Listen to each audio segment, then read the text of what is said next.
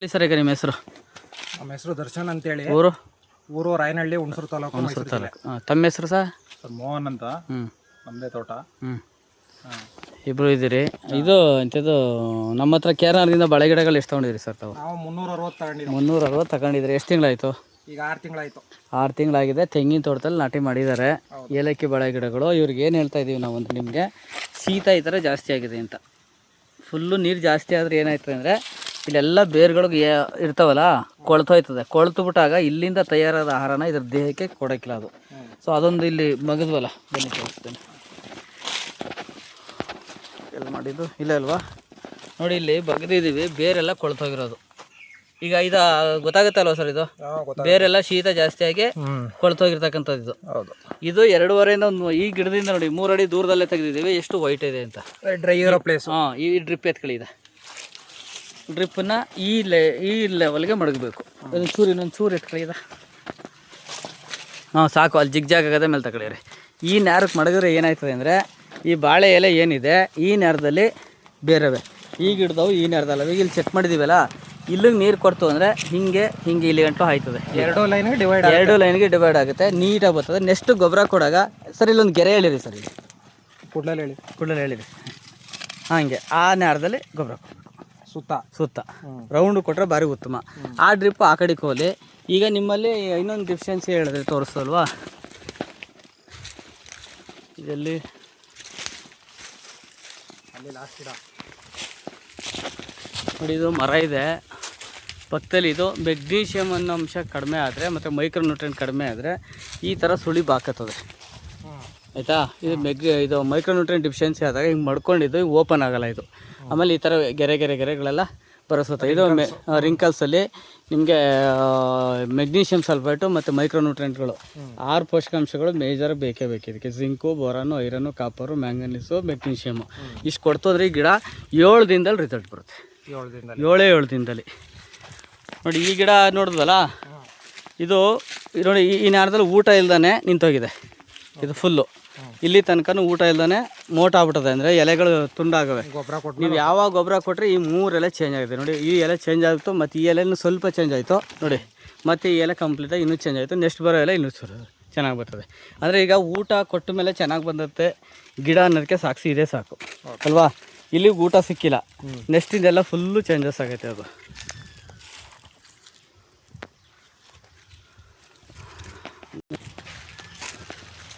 ಇಲ್ಲ ಗಿಡಗಳೆಲ್ಲ ಚೆನ್ನಾಗಿ ಬರ್ತಾವೆ, ಬಟ್ ಗೆಡ್ಡೆ ದಪ್ಪ ಆಗಬೇಕಿತ್ತು. ಗೆಡ್ಡೆ ದಪ್ಪಕ್ಕೆ ಏನು ಸಮಸ್ಯೆ ಏನಂತಂದರೆ, ನಿಮ್ಮ ಶೀತ ಓವರ್ ಆಗಿದ್ದು. ನಾಟಿ ಮಾಡಿದಾಗ ಮಳೆ ಬಿದ್ದಿತ್ತಲ್ವಾ? ನಾಟಿ ಬಿದ್ದಾಗ ಮಳೆ ಬಿದ್ದಿತ್ತು. ಮಳೆ ಇದು ಕೋತಿ ತಿಂದಿದ್ದು, ಕೋತಿ ಮುರಿದಾಕಿ ಪುನಃ ಡೆವಲಪ್ ಆಗಿರೋದು ಇದು. ಎಷ್ಟು ಗಿಡ? ಒಂದು 50 ಗಿಡನೇ ಹೋಗಿದ್ದು. ಹಾಗೆ ಇಷ್ಟ ಆಗ್ಬಿಟ್ಟಿತ್ತಲ್ವ ಎಲ್ಲನೂ? ಸ್ಟೆಮ್ಮೆಲ್ಲ ಇಷ್ಟ ಆಗ್ಬಿಟ್ಟಿದ್ದು. ಆಮೇಲೆ ಇಲ್ಲಿ ಈ ಥರ ಈಗ ಒಣಗಿದ್ರು ನೋಡ್ತಾರೆ ನೋಡಿ. ಗರಿ ಇದು ಡ್ಯಾಮೇಜ್ ಆಗಿರೋದು ಇದು. ಇಲ್ಲಿ ಯಾವಾಗ ಡ್ಯಾಮೇಜ್ ಆಯಿತು, ಸೊ ಅದು ಅಷ್ಟು ಒಣಗೋಯ್ತು. ಅದು ರಸ ಏನು ಬರೋಕ್ಕಲ್ಲ, ಭೂಮಿಯಿಂದ ಎಳ್ದು ಅದು ನರ ಕಟ್ಟಾದಂಗೆ, ನಮ್ಮ ಮೂಳೆ ಕಟ್ಟಾಯ್ತವಲ್ಲ ಹಂಗೆ ಕಟ್ಟಾದಂಗೆ, ಅದೇನು ಸಮಸ್ಯೆ ಏನಾಗಿಲ್ಲ. ಆಮೇಲೆ ಇನ್ಮೇಲೆ ಈ ಗರಿ ಆ್ಯಕ್ಚುಲಿ ಇದು ಕೆಳಗಡೆ ಒಣಗಬೇಕಿತ್ತು. ಈ ಹಸಿ ಗರಿ ಕುಯ್ಬೇಡಿ, ಒಣಗಿರೋದು ಮಾತ್ರ ಬೇಕಾದ್ರೆ ಕುಯ್ಕೊಳ್ಳಿ ಅಷ್ಟೇ. ಆಮೇಲೆ ಈ ಥರ ಕಂಬ ಒಂದು ಸಿಂಗಲ್ ಹೊಡಿತಾ ಇದೆ ನೋಡಿ. ಇದು ಕಂಬ ದಪ್ಪ ಆಯ್ತಾ ಇರೋದು, ಕಂಬ ಎಕ್ಸ್ಟೆಂಡ್ ಆಯ್ತಾರ. ನಿಮಗೆ ಹಿಂಗೆ ಇನ್ನೂ ಸೈಜ್ ಬರುತ್ತೆ ಅದು. ಆಮೇಲೆ ಆಮೇಲೆ ಇದು ಈ ಥರ ಪಟ್ಟೆ ಬಿಡ್ತದಲ್ಲ, ಈ ಪಟ್ಟೆ ಬಿಟ್ಟಾಯ್ತಲ್ಲ ಅದು. ಆ ಪಟ್ಟೆ ಬಿಟ್ಟಿರೋದು ಏನಕ್ಕೆ ಅಂತಂದರೆ, ಈ ಗೆಡ್ಡೆ ದಪ್ಪ ಆಯ್ತಾರೆ ತಿರ್ಗವ. ಅದು ಗಮ್ ಎಷ್ಟಿರುತ್ತೆ ಅದು ಆದ ತಕ್ಷಣ ಹಿಂಗೆ ಹೊರಗಡೆ ಬಂದುಬಿಡ್ತದೆ, ದಪ್ಪ ಆಯ್ತದೆ. ಸಾಮಾನ್ಯ ನೀವು ನೋಡಿರಿ, ಇದು ಹಿಂಗೆ ಹೊಡಿತದೆ. ಇವೆಲ್ಲ ಇದನ್ನು ಈ ಸಿಂಟಮ್ಸ್ಗಳು ನೋಡಿಕೊಂಡ್ರೆ ಅವಾಗ ಗೆಡ್ಡೆ ದಪ್ಪ ಆಯ್ತದೆ ಅಂತ ನಿಮ್ಗೆ ಗೊತ್ತಾಗುತ್ತೆ.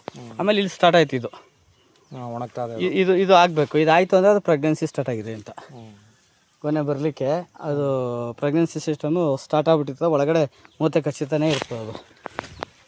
ಇದು ಗರಿ ಬಿದ್ದೀತಾ ಇಲ್ಲೆಲ್ಲ. ಇದು ನೋಡಿ, ಇದು ಸ್ವಲ್ಪ ಎತ್ತರವಾಗಿದೆ ನೋಡಿ. ನೀರು ಬಸ್ತಾಯ್ತದೆ, ಆ ಕಡೆಗೂ ನೀರು ಬಸ್ತಾಯ್ತದೆ, ಈ ಕಡೆಗೆ ಅಂತೂ ನೀರು ಬಿದ್ದೇ ಇಲ್ಲ.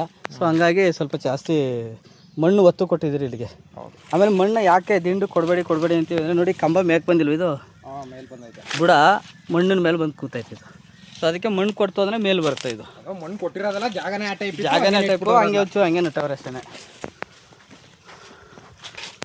ನೋಡಿ. ಇದು ತೆಂಗಿನ ಗರಿ ಬಿದ್ದು ತೆಂಗಿನ ಗರಿ ಬಿದ್ದೇ ಏಟಾಗಿರೋದು ಇದು. ಈ ಲೈನ್ ಸ್ವಲ್ಪ ತೆಂಗಿನ ಮರ ಲೈನು ಸ್ವಲ್ಪ ಡೌನು. ಇವೆಲ್ಲ ಓವರ್ ಚೆನ್ನಾಗಿದೆ. ಎಲ್ಲ ರಿಂಕಲ್ಸ್ ಬಂದಿರೋದು ಅದಕ್ಕೆ ಸ್ಪ್ರಿಂಗ್ ಥರ. ಮೈಕ್ರೋ ನ್ಯೂಟ್ರಿಯೆಂಟ್ ಕೊಡಿ. ಇದು ನೋಡಿ, ಇದು ಇಲ್ಲೇ ನಿಂತ್ಕೊಳ್ಳಿ ನೀವು. ಇದು ಕಾಣಿಸ್ತಾ ಇದ್ದದಾ? ಇದು ಬ್ರೌನಿಶ್ ಕಾಣಿಸ್ತಾ ಇದೆ. ಇದು ನೋಡಿ, ಈಗ ಜಾಸ್ತಿ ಕಾಣಿಸ್ತಾ ಇದ್ದದಾ? ಜಾಸ್ತಿ ಕಾಣಿಸ್ತಾ ಇದೆ. ಈಗ ಜಾಸ್ತಿ ಕಾಣಿಸ್ತಾ ಇದ್ರೆ ಇನ್ನೂ ಅದು ಬೇರು ಬೆಳಿಬೇಕು, ಸಿಂಗಲ್ ಸೂಪರ್ ಫಾಸ್ಫೇಟ್ ಕೊಡಿ ಅಂತ. ಅದು ಇನ್ನೂ ಬೇರು ಬೆಳೆಯೋಕ್ಕೆ ಜಾಗ ಸಿಕ್ಕಿರಲ್ವ ನಾವಾಗ, ಇವಾಗ ಇನ್ನೂ ಬೆಳೀತೈತೆ ಅದು. ಅದಕ್ಕೆ ಆ ಗೊಬ್ಬರನೇ ನಿಮ್ಗೆ ಕೇಳ್ತಾ ಇದೆ ಸಿಂಗಲ್ ಸೂಪರ್ ಫಾಸ್ಫೇಟ್ ಕೊಡಿ ಅಂತ. ಇದು ನೋಡಿ ಮೈಕ್ರೋ ನ್ಯೂಟ್ರಿಯೆಂಟ್ ಡಿಫಿಷಿಯನ್ಸಿ ಇದೆಲ್ಲವ. ಇದೇನ ಸಾಕದು ಈಚೆಗೆ ತಿಳ್ಕೊಬೋದು. ಇದೇನು ಸರ್ ಇದು? ಹೇಳಿ ಸರ್, ನೀವು ಬೇರು ಕೊಳ್ತೋಗೋದು ಅದು. ನೀರು ಒಂದೇ ತಗ ಬಿದ್ದು ಬೇರು ಕೊಳ್ತೋಗಿರ್ತದೆ. ಅದೇನು ಸಮಸ್ಯೆ ಏನು ಹಾಕಿಲ್ಲ ಅದು. ನಿಮ್ಮ ನೀರನ್ನ ತೆಗೆದು ಇಲ್ಲಿ ಸೆಂಟ್ರ್ ಬಡಿಗೆ ಎಲ್ಲ ಸರಿ ಆಯ್ತು. ಆಚೆ ಬಿಡ್ಬೇಕು.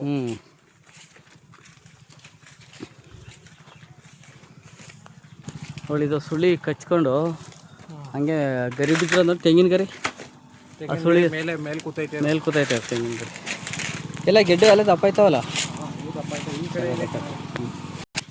ನೋಡಿ, ಶೀತ ಕಡಿಮೆ ಇರೋ ಕಡೆ ಅದೇ ಇದು ಡ್ರೈ ಪ್ಲೇಸ್. ಇದು ಈ ಕಡೆ ಡ್ರೈ ಪ್ಲೇಸ್ ಜೊತೆಗೆ ಹಳ್ಳ ಆ ಕಡೆ ಇದ್ರೆ ನೀರು ಹರಿದೋಯ್ತದೆ. ಅದೇ ಈಗ ನಿಲ್ಲಕ್ಕಿಲ್ಲ, ನೀರು ಈ ಕಡೆ ಬರ್ತದೆ. ನೀರು ನಿಲ್ಲಕ್ಕೆ ನೀರು ಎಲ್ಲಿ ಕಡಿಮೆ ಇದೆ ಅಲ್ಲಿ ಚೆನ್ನಾಗಿ ಬಂದು ಬರ್ತದೆ. ಗಿಡ ನೋಡಿ ನಿಮ್ಮ ಜಮೀನೊಳಗೆ ಕಾಣಿಸ್ತದೆ.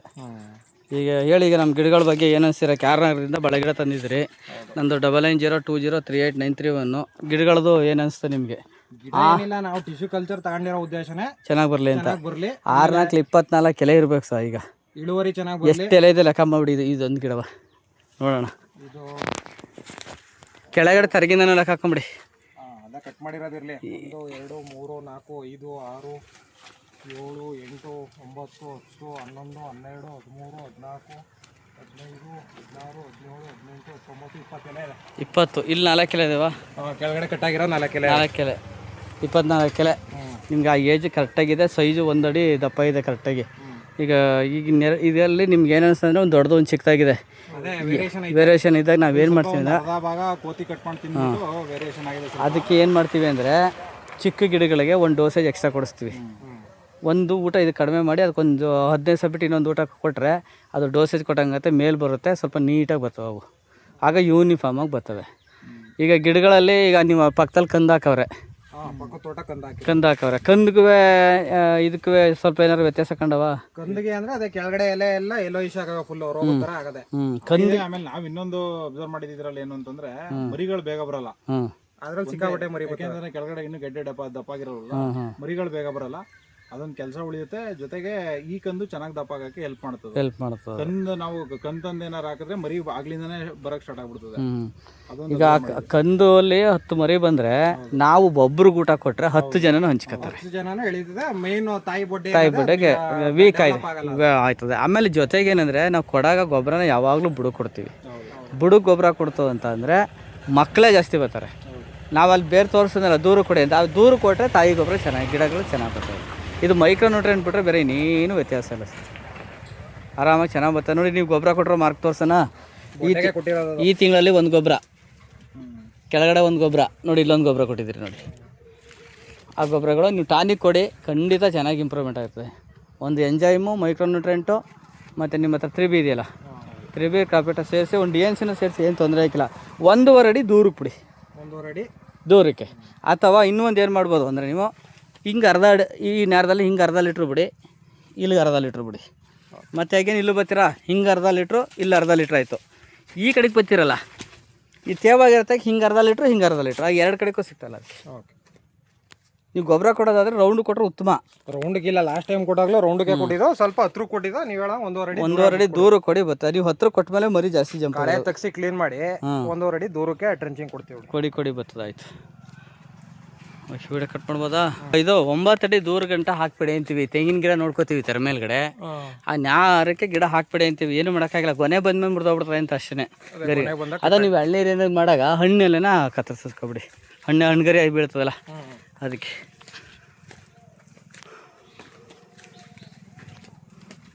ಇಲ್ಲ, ಓವರಾಲ್ ಎಲ್ಲ ಚೆನ್ನಾಗಿದೆ ಸರ್. ಈಗ ಮೇಲ್ಗಡೆ ತೋರಿಸಲ್ಲ, ಅದಕ್ಕೊಂಚೂರು ನೀರು ಕೊಟ್ಬಿಡಿ. ನಮ್ಗೆ ಬಾಳೆ ಗಿಡ ತಗೊಳ್ಳೋರ್ಗೆ ಏನು ಹೇಳ್ಬೋದು ಹೇಳಿ ಬಲಿ. ನಿಮ್ಮ ಮಣ್ಣವರಲ್ಲೇ ಹೊಂಟೋದು. ಟಿಶ್ಯೂ ಕಲ್ಚರು ಗೆಡ್ಡೆ ಕಂಪೇರ್ ಮಾಡಿದ್ರೆ ಬೆಸ್ಟ್ ಇದೆ, ತಗೋಬೇಕು. ಬಟ್ ಬೇಸಿಕ್ಕಿಂದ ಏನು ಅದು ಮೇಂಟೆನೆನ್ಸ್ ಇದೆ ಅದು ನೀಟಾಗಿ ಮಾಡಬೇಕು. ನಮ್ಮ ಹತ್ರನೇ ತಗೊಂಡ್ರೆ, ನಿಮ್ಮ ಹತ್ರನೇ ತಗೊಂಡ್ರೆ ನೀವು ವಿಸಿಟ್ ಮಾಡ್ತೀರಾ, ಅದ್ರದ್ದು ಏನು ಕುಂದು ಕೊರತೆಗಳನ್ನ ಹೇಳ್ತೀವಿ, ಡೀಟೇಲ್ ಆಗಿ ಹೇಳಿ. ಅದಕ್ಕೆ ಏನು ಸಮಯಕ್ಕೆ ಏನು ಊಟ ಕೊಡಬೇಕು, ಎಷ್ಟು ನೀರು ಕೊಡಬೇಕು, ಹೆಂಗ್ ಮೇಂಟೈನ್ ಮಾಡಬೇಕು, ಎಷ್ಟೆಷ್ಟು ತಿಂಗಳಿಗೆ ಏನೇನು ಕೊಡಬೇಕು ಗೊಬ್ಬರನ ಅಂತ ಎಕ್ಸ್ಪ್ಲೈನ್ ಮಾಡಿ. ಇದೊಂದು ಚೂರು ಮುಟ್ಟಿ ಇದೆ ಇದು ಮುಟ್ಟಿ, ಇದನ್ನು ಮುಟ್ಟಿ. ಇದು ಥಿಕ್ನೆಸ್ ಜಾಸ್ತಿ ಐತೆ, ಹಾಂ ಇದು ಇನ್ನೂ ಜಾಸ್ತಿ ಐತೆ. ಜಾಸ್ತಿ ಐತೆ ಅಂದರೆ ಹಾರ್ಡ್ ಆಗಿದೆ, ಇದಕ್ಕಿಂತ ಹಾರ್ಡ್ ಐತೆ ಇದು. ಹಾರ್ಡ್ ಆಗೈತೆ ಅಂದರೆ ಪೋಷಕಾಂಶಗಳು ವ್ಯತ್ಯಾಸ ಇರುತ್ತೆ ಅದು. ಸೊ ಈಗ ನೀವು ಅದೆಲ್ಲನೂ ಡ್ರಂಚಿಂಗ್ ಮಾಡಿಬಿಟ್ಟು ನೀರನ್ನ ದೂರ ಕೊಟ್ಟರೆ ಪೂರ್ತಿ ಇದು ಕೂಡ ಚೇಂಜಸ್ ಆಗ್ಬಿಡ್ತದೆ. ಹಂಗೆ ಮಾಡಿ. ಸರಿ, ನನ್ನ number 9902038931, KR Nagar, VR organic nursery farm. Thank you sir.